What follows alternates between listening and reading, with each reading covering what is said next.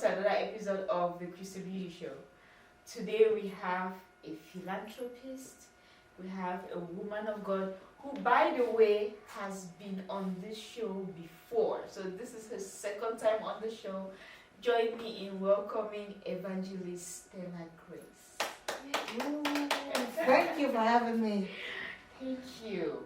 How you doing? I am blessed. How are you? It's been a minute. Yes. This was long overdue. Thanks for having us. Thanks. I was just talking about your outfit earlier, and who designed it? I think I want something like that. It's very nice. They are based in Yaoundé, Cameroon. Okay. The name just went off. But great. They have the fabrics, they have the design. Man, great. I can hook you up. Yes. With Yes, my that's design. how you do it. Yeah. All right. So, tell us a little bit about yourself for those of our viewers who are seeing you for the first time. So, as you rightly said, I'm Stella Grace. I'm not really big with title, but hey, you work hard for titles, right? Yeah. So I'm Stella Grace. I'm a preacher. I'm a business owner. I'm also a trained lawyer and also a professional tax consultant and the founder of Stella Grace Evangelistic Ministry based here in Dallas, Texas, and also the host of Voice of Hope, a weekly show that we broadcast on Facebook Live. Nice. Yeah. Nice. Tell us a bit about Voice of Hope. So Voice of Hope, guess what? October. You're going to tell us. I'm gonna gist you. Yes. October of this year, Voice of Hope will be 5 years old. Congrats. Are we celebrating? Yes, big time. October. Like 5 years. I'm already inviting you because Good. we need a crystal, we Good. need a touch. Good. Let me just tell my PA to put on the calendar and Yeah. then inform, Last Saturday of October, Okay. we will be turning 5 years old. That's grace. Just like your name. Just like my name. Yes. 5 years old is a time to really celebrate the grace of God. Voice of Hope, as you know, is an outreach platform that we use to be a voice to the community. We use that platform to encourage, especially women. Women, mothers, single women, widows, and then the young girl. It's an empowerment platform. As I said, we have a weekly broadcast we do on Facebook and YouTube on Stella Grace Evangelistic Ministry every Thursday, 8 p.m. Dallas time, like Central Time. And then we have community outreach. We go to like nursing homes. We go to all the shelters. Yeah, I partner with so many shelters. I go there, find out the need. What do they need? How can we be a voice?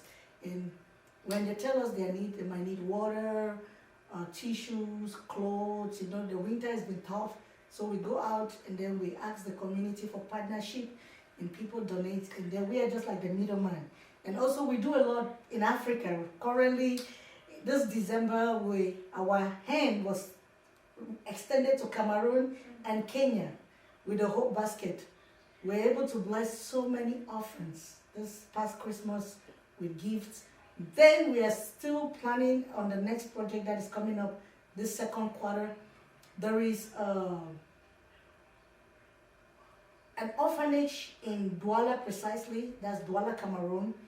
When I saw the footage of how this poor woman is taking care of over 200 orphans, they don't have mattresses, they don't have beds, so it kind of touched my heart. So we are working on sponsoring, making sure that place, that facility have enough beds and mattresses this coming quarter. So that's a little bit about Voice of Hope. Wow. So how do you go about finding these people that need help? Okay, we don't really find people. People reach out to us. Okay, good. Because when people see your consistency, as I said, Yes. this year, October, will be 5 years. Yes.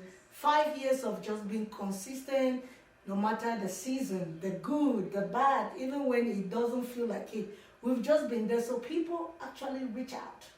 The places that we kind of reach out is like shelters, Mm-hmm. like within the United States.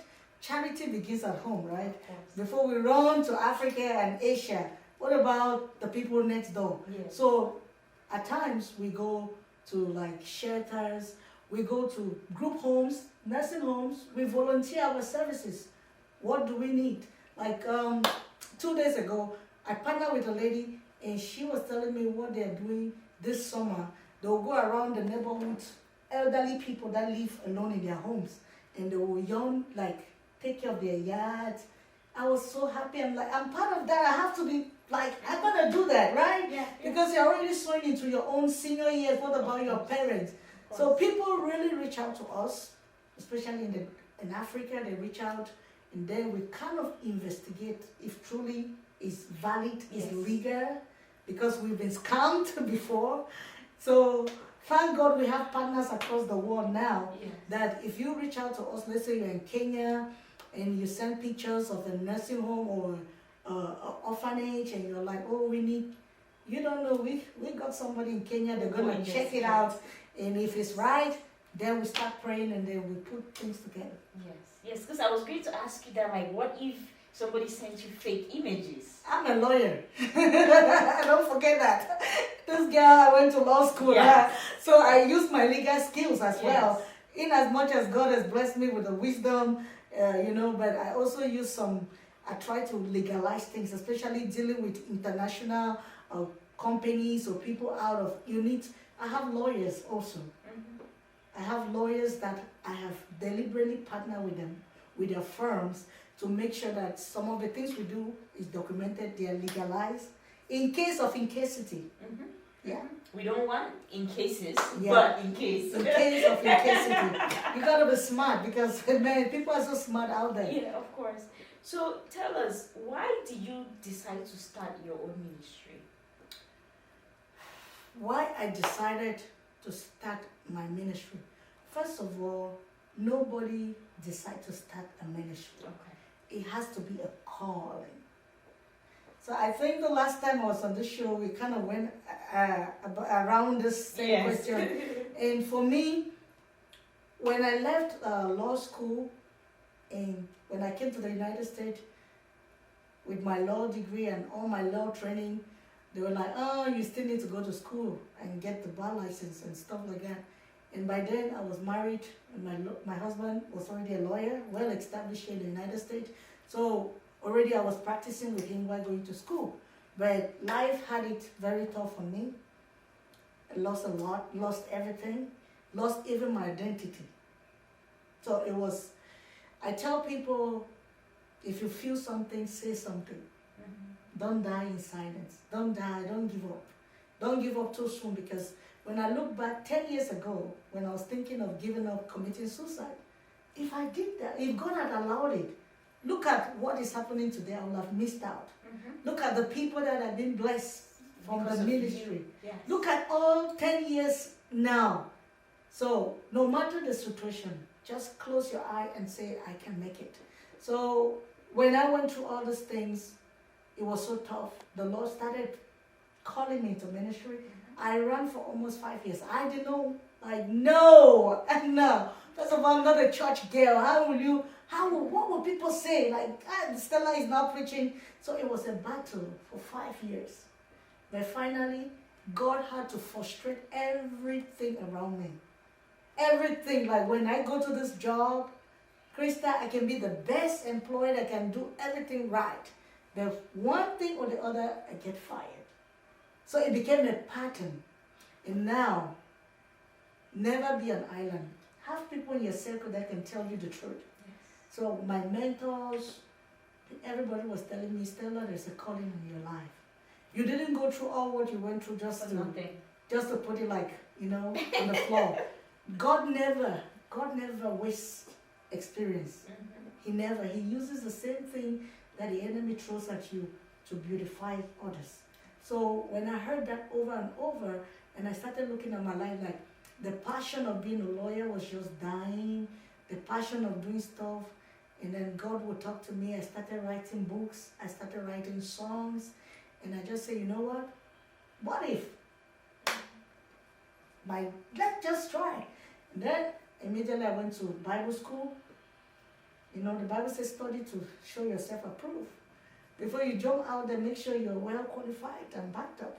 So I went to Bible school in Tennessee, Cleveland, Tennessee, finished, got my ordination, got my license. Then when I was in Dallas, I was like, so what? I was still like running and being shy, but finally, when I go somewhere, when I talk, people are like, oh my God, where's your church? I'm like, no, I'm just a number, you know, and churches started inviting me. I was just going to church, walking as a regular sister, but each time I do stuff, women were so blessed, people were blessed, and, you know, my producer, Nasako Toride, I'm going to tell you, God just used them to bring out the thing that was hidden in me. Let me tell you the little story. Oh yes, I love stories. Because this is, we are chatting, yes. At the same time we're encouraging yes. somebody. You know, your destiny helpers, don't think that somebody that needs to help you must come in a Mercedes Benz, must look this, must have this money, or must, no. God can use even a baby to push you to your dream. I didn't know I was born with all this talent. So that is 2016. I was invited to speak at a single seminar. I was invited to come talk, and also I'm a life coach. Did I mention that? No, you did not. Okay, I'm also a life coach and a counselor. So I'm like... You're well-rounded. Yeah, so yes. They invite me too for coaching session. So I was invited to come talk to the single. In the course of that, I was just pouring my heart, you know, I was just being authentic, just speaking out of my own experience, you know, the mistakes that I made. So I was advising them. And this guy was watching, he was like videotaping the event. He was so blessed. After the event, he asked me, do you do something on social media? I said, no. He said, do you have a platform? I said, no. It's like, your voice, the one needs your voice. So I'm going to help you do something. And we had an appointment. The following day, I went to his place. We just sat and we started talking. It's like, your message yesterday was so good. I know all the singles that were blessed. And I know thousands of people out there will be blessed. I want you to start doing something on social media. And I was like what? What is the name? We just sat there, and out of the blue, Voice of Hope just came. And I said, yes, let's call it Voice of Hope. He said, good. And he said, okay, every week, all what I want you is to come to the studio and record something, and we'll put it out there. I said, okay. And 5 years down the road, Voice of Hope was born, ministry was born, and man, when I turn and look back, I'm just like, wow, what a journey. Now, you mentioned that there are some things that happened that made you think about giving up. Do you mind talking a little bit about that? Sure. And I have a book. If I don't really go detailedly, the book has all it. The book has all. What's the title? Up, Down, and Rising. That's the title of my book. Available on Amazon. Okay. Right now you can get a hard copy, the e-copy. Just Google Up, Down, and Rising. So, Up, Down, and Rising. Yes. By Stella Grace. Yes. Amazing. It's a masterpiece of my life story. Oh, Krista, oh my God. When you look at me, I don't resemble what I've been through. True or false? True. So, Krista, what will you do? Oh, let me say to your viewers, what will you do if you woke up one morning, you lost your best friend, that, you know, you have to get married to your best friend. Yes. You can't marry somebody that is not your best friend. Yeah. You have to get married to somebody that is like your brother, your big brother, or your sister. What will you do, Krista, if you woke up one morning, your best friend who is your husband, the only person, the only support, dies, your only child dies, you become homeless, you become an outcast within 7 months? What will you do? Like, what will you do? If you woke up one morning and you were up there, right? And then you just lost everything. You were up there, you came to America, the dream country, young, aspiring to be this big immigration lawyer, have a law firm going, have a husband, one of the most handsome Cameroonian that I've ever seen, blessed with a beautiful baby. Oh, my daughter was so beautiful. Blessed with a beautiful home. I mean, up there, like the dream of every young girl, to be married, have a career, have your own kids, and life is going.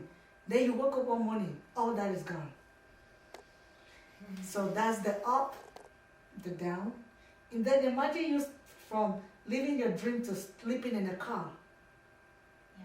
Taking shower at a gym. Registering to be a member of a gym just because you want to use the facility to take shower. Like, what will you do? That's my story. Yeah. So how did you talk yourself out of giving up? Because I really want us to talk. I'm sorry, this is not really the direction I wanted this to go, but I feel like this is, like, sometimes the spirit just moves. I just feel like this is the message that we really need to talk about. I know a lot of people in my personal circle that they might not have necessarily gone through exactly what you've gone through, maybe even less than what you've gone through, but they have that overwhelming feeling of giving up. And you have conversations about suicidal thoughts, conversations about suicidal attempts even. How do we advise or sensitize people who are dealing with really bad situations, you know, and sometimes it's just they don't know how to move on. They don't know how to. They know that there should be a way, right? But then they cannot see it, and the only way they see is that extreme. So, based on your experience, what can you tell them? So the first thing I would tell us is that your life is more important. You are valuable. You are loved. You are cherished. What took me out of that was, I tried to commit suicide more than 2 times, to be honest with you. But you know the grace of God. It wasn't your time. It wasn't my time. You have to really start by believing God. If you've never believed God, when you're going through your trial moment, I bet you to test God, to try God. So that was the first thing. I came to that point where I was like, okay, God, if you're real, I want to see you. I want to see something. If like you're real and you're in heaven. So what am I saying? I went back to deep, not religion, but my spirituality. Because we are a human being, spirit living in a body. Yeah. So when you hear my name, Stella Grace, Stella is the body you see, but Grace is the spirit you don't see. That's why you have your surname and your family name. Your family name, let's say, Dessa. Dessa is the name of the spirit of that family. Yes. That get from one generation to another. It's being passed on. That's the spirit of the family. But your name is the body. Yeah. So when somebody says Stella Grace, they're addressing the Stella, the physical Stella, and the spirit Stella. So when that thing is happening to you in the physical, silence the physical and deep into your spirit mind. But that's difficult though. How do you silence the physical? How do you silence the greatest of all? We are so blessed with social media. We didn't have that. When I was going through all this thing, it wasn't like today. Yes. You know? Yes. Because if it was today, man. But deep, search your spirit mind. Go closer to God. Use the Bible. I am speaking this now like a life coach.